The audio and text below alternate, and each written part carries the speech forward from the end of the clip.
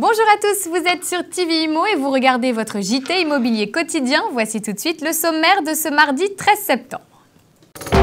Dans votre édition, un reportage sur First, la plus haute tour du quartier de la Défense. Bilan du salon Maisons et Objets. Notre chroniqueuse Clotilde nous parlera des grandes tendances du moment. Retrouvez ensuite votre rubrique Immo VIP. Bienvenue dans votre journal.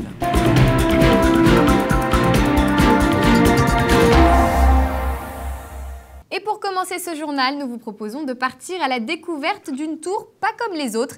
Elle mesure 231 mètres, son nom, la First. Située dans le quartier des affaires de la Défense, elle a été inaugurée en mai 2011 et devient la plus haute tour de France.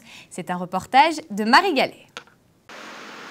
Nouveau point culminant à la Défense, 40 000 m² de façade et 21 000 tonnes font de la First la tour la plus importante de France. Anciennement Tour AXA, celle que l'on appelle aussi la CB31, est reconnue par les architectes pour avoir été rénovée de façon originale. En fait, là où la rénovation était originale, c'est qu'ils ont gardé l'ancienne structure et ils l'ont modernisée en refaisant toutes les façades et en mettant une double peau en verre qui lui permet d'obtenir les deux labels les plus importants au niveau énergétique en ce moment. Dans cette tour-là, ils ont gardé tout ce qui était structure béton, etc. Ce qui a permis de ne pas raser, donc de ne pas évacuer de gravats, des milliers de tonnes de gravats. En tout, ce sont 80 000 m² qui s'étendent sur 52 étages, mais seulement 17 d'entre eux sont des bureaux. La compagnie américaine Beacon Capital, qui en est l'heureuse locataire, aménagera cet automne dans la moitié de sa surface. Ce qui nous a attirés, déjà, c'était d'être les premiers. Pourquoi on l'a appelé First? Parce que aussi c'est la première tour à être sortie du renouveau de la Défense. C'était la tour du cinquantenaire et c'est aussi devenu une tour emblématique pour nous puisqu'elle avait un positionnement qui était assez exceptionnel. Une fierté qui ne va sûrement pas durer car la concurrence est grande. En 2016, la tour phare de 300 mètres de haut devrait s'élever dans le quartier.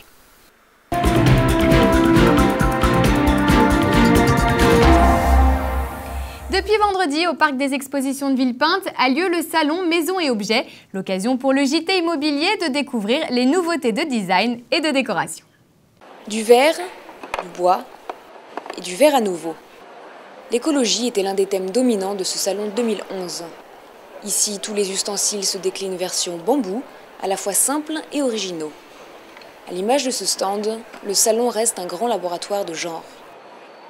On est dans une période où, après avoir été dans le très coloré, le très festif, on veut être un peu plus sobre, un peu plus à l'essentiel, un peu plus simple. Et à l'extrême contrario, il y a certains niches qui veulent encore du baroque, du festif, être un peu dans l'oubli de un peu cette pesanteur qu'on a autour du monde.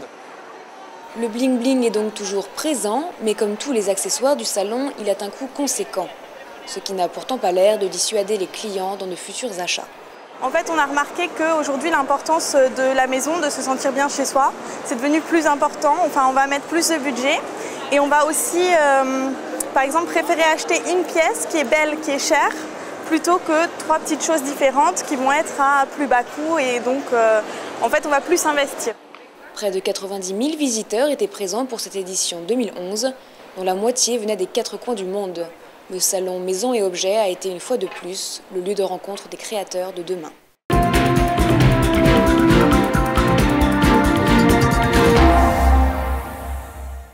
Mobilier de demain, designer de plus en plus créatif. Pour en parler, j'ai le plaisir d'accueillir Clotilde sur notre plateau. Bonjour Alexandra. Bonjour Clotilde. Alors le thème cette année, c'était la singularité. Alors la singularité, pourquoi? Parce qu'aujourd'hui, on veut un intérieur différent, on veut un intérieur singulier, c'est-à-dire un design totalement différent de celui de son voisin.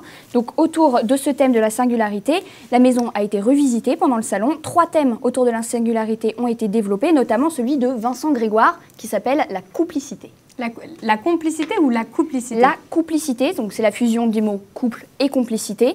Et évidemment, ça donne naissance à des objets qui rappellent le couple, donc des objets enlacés, aux formes et aux couleurs mêlées. Et donc l'espace se singularise autour de cette notion du couple.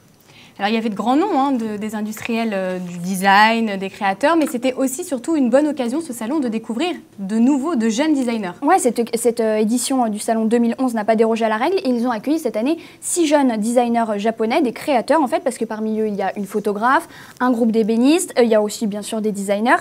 C'était une invitation spéciale donc pour l'avant-garde nippone, donc vraiment ils sont très très pointus ces jeunes japonais, sur recommandation entre autres du très grand couturier Issei Miyake. Donc c'était l'univers nippon cette année, une inspiration, on dirait nippone, ni mauvaise. Tout à fait. Merci beaucoup Clotilde, on se retrouve la semaine prochaine pour une prochaine chronique.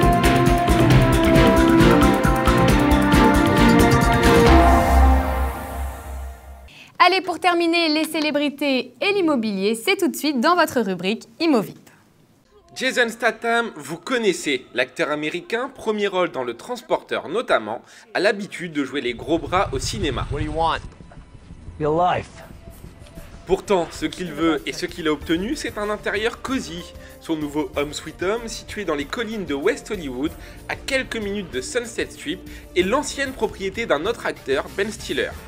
Celle-ci compte 3 villas, 2 piscines et plusieurs terrasses couvertes sous le signe de la végétation tropicale.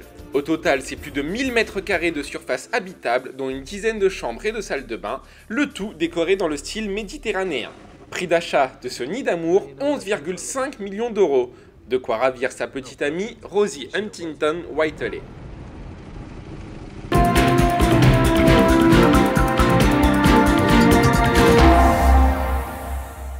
Voilà, c'est la fin de votre JT Imo. N'oubliez pas que vous pouvez retrouver tous les services liés à l'immobilier sur TV Imo. Quant à nous, on se retrouve demain pour un nouveau journal de l'immobilier. Restez connectés, à demain.